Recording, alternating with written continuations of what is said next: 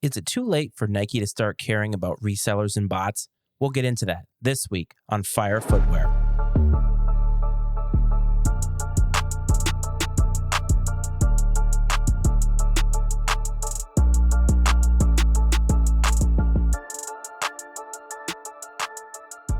What's up, everyone? Welcome back to Fire Footwear, a sneaker podcast. I am your host, Matty Ice. I welcome all sneaker lovers from all walks of life here. I hope that this is finding you well, and I hope that you had a great weekend. Last week, we talked about the Air Force One. The week before, we talked about the Jordan 1. We've talked about the Jordan 1 Mid. We've talked about what it means to be an old head. Basically, we have spent the entirety of the return of this show going back in time and examining what happened in the past. And the reason why I think that that is important is because I believe that if you are a sneaker lover today, no matter when you came into the game, it is always important to understand the past. And I think that that actually feeds directly into what I want to talk about today. And in the cold open of the show, I talked about, is it too late for Nike to start caring about resellers and bots? And why is that? You probably are thinking to yourself, resellers and bots have been around for a long time. They're just sort of a part of the fabric of being a sneaker collector, a sneaker lover, and it's really just something that we have to live with. I find it interesting because Nike recently made some headlines, at least in the sneaker community, and I guess in the business community too, because this does kind of affect business as a whole, or at least in terms of economics, especially now when the economy has been in the crapper for the last few months. And that's not a judgment on whoever's president and anything about politicians. I have a lot of opinions about politicians that I spew forth on Drip, Trip, and Spill, my other podcast. But for this particular instance, I do think that it is interesting because the economy, the stock market, it's all down. And of course, Nike is taking a hit to their bottom line with how the economy is today. But Nike made headlines by basically saying that they are going to now crack down on resellers and bots, and they are going to impose penalties to those folks or those accounts who they deem to be resellers and bots. There's a lot of caveats to this, not many of which that we know how it's going to work or the fine details of how it's going to work. But essentially, it seems that they are going to be cracking down on Nike.com, on the sneakers app, and anything done online in terms of Nike's presence. And what are they going to do? Well, apparently they're going to try and flag purchases that seem to be made in an automated fashion. They're going to crack down on people making returns. They're going to have restock fees. All these sorts of things are going to be baked into the Nike experience that haven't been baked in before. I find it interesting because it comes now at a time where it seems as if resale has taken a cool down a little bit. And why do I say that it's taken a cool down when most episodes I talk about how it's impossible to get the sneakers that we love? And that is mostly true. But I think what you are seeing is an oversaturation of the market in terms of certain silhouettes. And I think the Jordan 1 is 100% one of those silhouettes. I think the Nike Dunk is slowly creeping into that territory as well. We're seeing so many general releases. We're seeing so many similar colorways, or at least similar color blocking. Honestly, I think what we are seeing is the fact that people are just tired of paying resale. It really doesn't pay to be a reseller anymore. It doesn't pay to put the kind of financial resources and time resources into making bots so that you yourself can get as many pairs of shoes so that you can flip them for the maximum amount of profit as possible. Nike has been turning a blind eye to a lot of this, and I find it interesting. But I kind of went back. We talked earlier about how we went back into the past when coming back from this hiatus that I was on, and we looked at a lot of the silhouettes of the past and tried to understand a little bit, in a very, very small way, the history of sneaker culture and the shoes that are within it, because the shoes are obviously a huge maximum part of the experience. Obviously, the culture aspect adds to that as well, but the shoes are part of the experience. When you think about reselling, you think about two places. You think about GOAT and StockX, and these are companies that were founded in 2015, 2016 timeframe, and they were founded as a way for folks to be able to get the sneakers that they wanted that they weren't able to get on the open market, and be able to get them on the open market, but at a much higher price. And what they allowed for folks to do was essentially scalp sneakers. Now, I want to say this, and I want to say this as clearly as I can, because I think fundamentally speaking, when I speak about reselling and when I speak about resellers, I generally paint it in a negative way. And that's not really what I want to do. And it's not really my goal. It's not really my aim. What I aim to do is point out the fact that a commodity like sneakers, something that is so commonplace in our world that we need to survive because mostly we wear shoes everywhere. And the fact that something like sneakers, which is a personal choice or a personal fashion choice that you are choosing, even though it is part of a larger culture, the fact that it is asking such high prices from folks, I thought was kind of ridiculous because to me, it doesn't feel like something that should garner thousands of our dollars. Now, I think that resale makes a lot of sense for a lot of shoes that are old and a lot of shoes that they are not reissuing anytime soon. Now, Jordan obviously is well known for retroing old Jordans, OG Jordans, and there is something to be said about that. While it's not happening all the time, the experience is happening often enough that those of us who have been a part of the culture for a while should have some opportunity to be able to get the shoes that we want. What I find on the open market in terms of resale is that a lot of these OG Jordans don't really go for all that much more than their retail price. I have a pair of the red or black and red Jordan 4s, one of my favorite shoes of all time. I managed to cop them on the sneakers app while I was driving in 2019. It's a great pair, and if I wanted to get another pair and wanted to double up, looking recently, the prices weren't all that crazy. What we generally tend to find is that the hype pieces, and we talked about what is hype, but the hype pieces generally tend to be the most expensive because one, they're the most exclusive, and two, obviously there's a ton of hype around them in terms of people buzzing and wanting them. They're coveted. But there's a lot of old shoes that are never going to be reissued. They have a place in collectors' lore, and people want to be able to get their hands on those shoes. And for a lot of folks, those sneakers are currency. Much like cigarettes are currency in a prison, sneakers becomes currency in a larger part of society, where if you have an old pair, let's say that you have two pairs of the Diamond Supply or the Tiffany Dunk Lows, those are never going to be reissued. Sure, you can get a rep pair of them, but those are not nearly worth what a retail pair is. To a collector, a vintage pair of those, whether used or not, is worth the price. It is worth being able to get a pair of those. Now, obviously the resale market is mostly dead stock shoes, but there is used shoes that you can get on GOAT.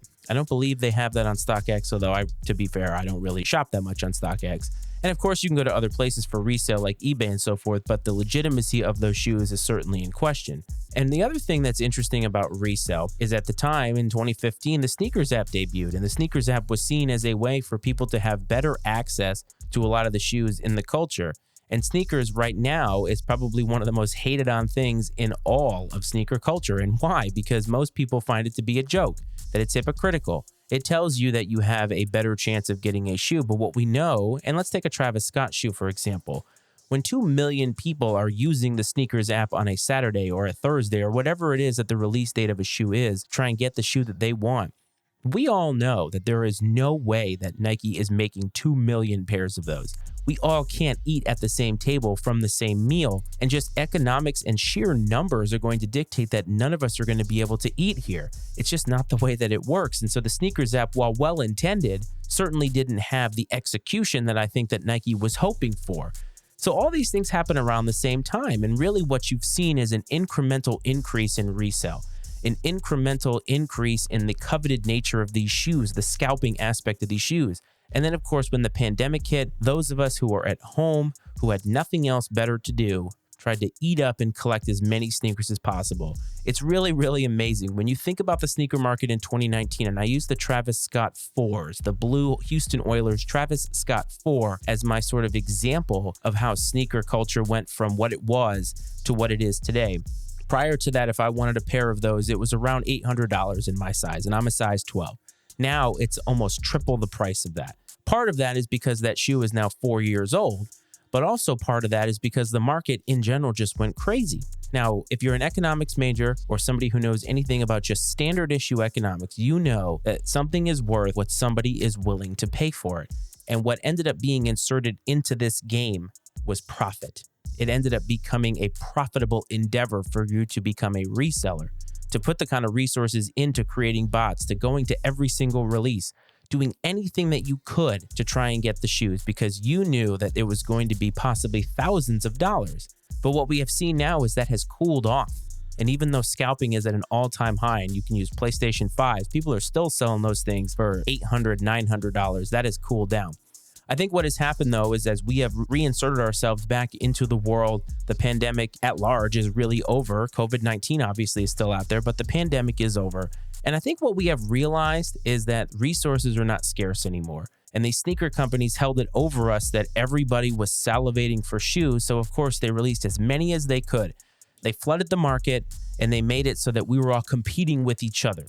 They really took away the essence of sneaker culture. And now that Nike has profited to the maximum ability, and at one point, as a stockholder of Nike, it was at almost $180 a share. And the last time I looked today, it was under $90 a share, which is not quite what I bought it for. It's a little higher than that. But think about that. $100 a share almost has been lost. And why? It's not just the economy. It's because people have cooled off in such a way that there is actual stock sitting in the shelves at warehouses at Nike.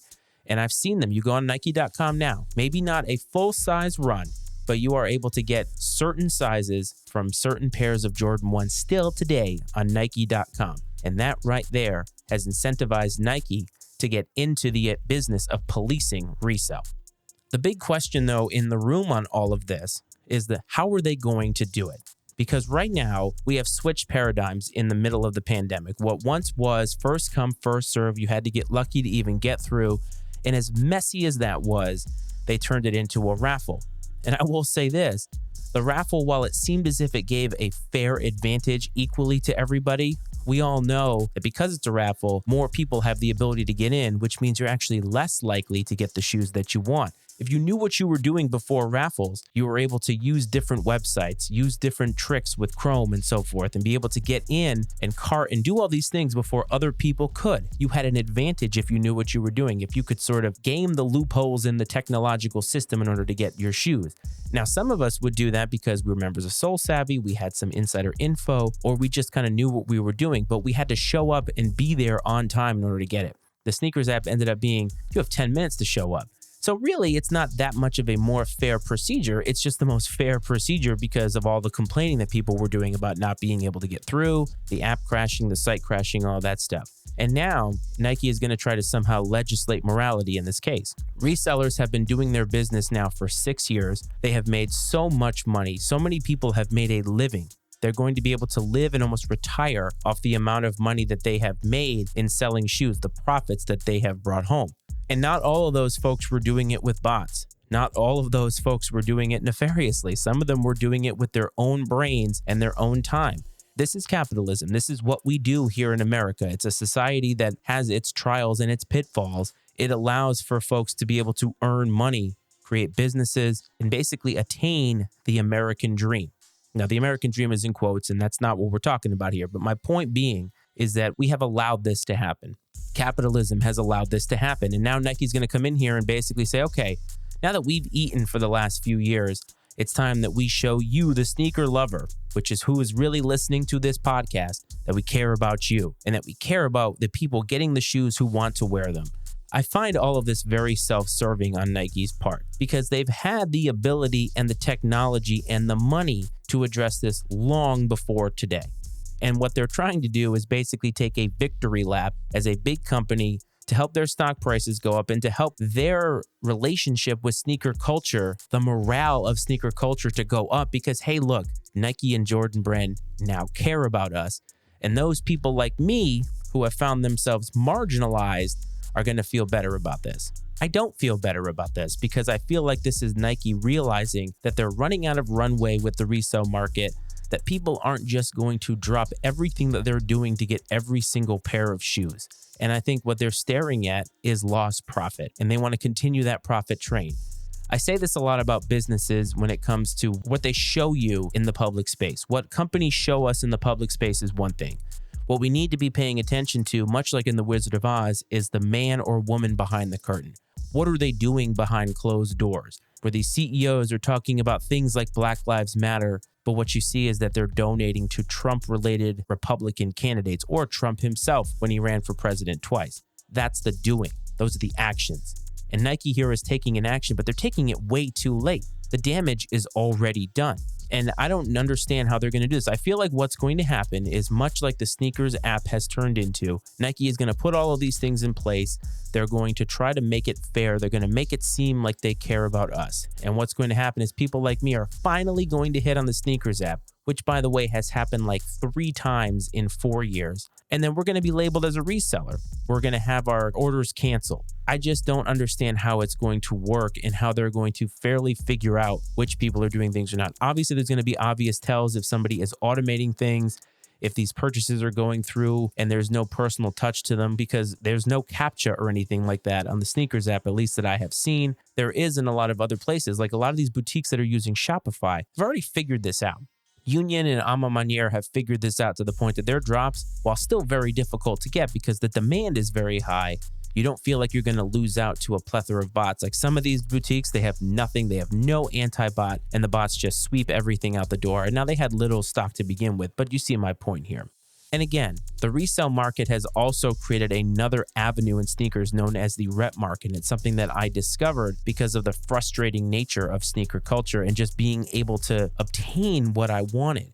And the rep market now has opened up this new space where you have people who understand that their money is better spent doing replica sneakers. And again, your mileage may vary as to what you believe or what you want to do. And I've said here on this platform, and I will continue to say this until the end of time, there is zero judgment of how anybody wants to participate in sneakers. To me, if I look at a pair of sneakers and I know that they're legitimate, cool. If I look at a pair of sneakers that look nearly identical, if not for little minute things that only the trained eye could find, I don't actually care if they're replica or not. I have a mixture downstairs because there are some shoes that I just friggin' want.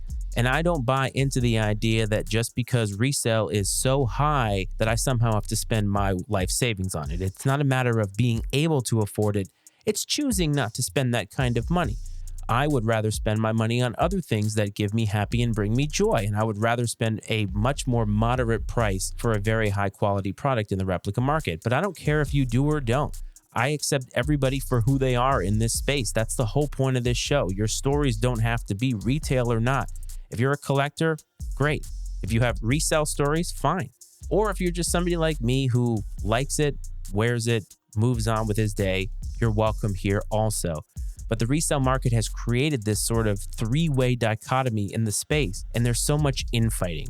And I think Nike is trying to put an end to this because they see some of their profit margins going down. And at the end of the day, Nike, Jordan Brand, Adidas, Yeezy, whatever the sneaker company, their number one priority is their bottom line. I just want everybody to remember that. Whether you have the shoes that you want or whether you're still trying to find them, every single company involved in sneaker culture, 100% is about fixing and making sure their bottom line is as high as it can be. That will always be their motivation. So no matter what Nike does on the resale front, on the bot front, it really doesn't matter. Behind closed doors, they're doing everything and planning everything because those executives want the maximum amount of money in their pockets at the end of the day. How do you feel about what Nike has put forth? Are you excited about this? Do you feel as if there is a little hope on the horizon? Does it change anything for you? Just because I'm skeptical of it and it doesn't change my outlook doesn't mean that you can't be excited about it. I want people to feel excited about sneakers because they love sneakers. And if this is something that you feel gives you that small modicum of hope, great. Feel that hope, soak it up, smoke that hope, and get out there and try to get the shoes that you want.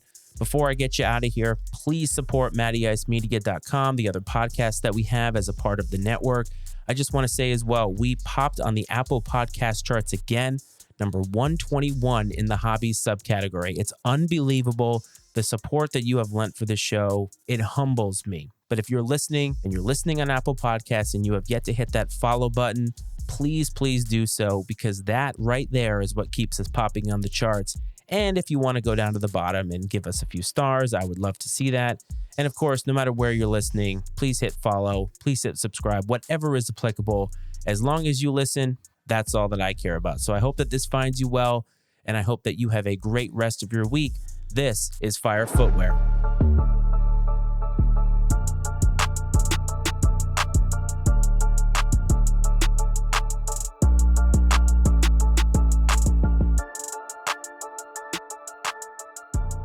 The opinions and viewpoints on Fire Footwear, a sneaker podcast, are those of Matt Frates and his guests, and not necessarily those of the Matty Ice Media Network.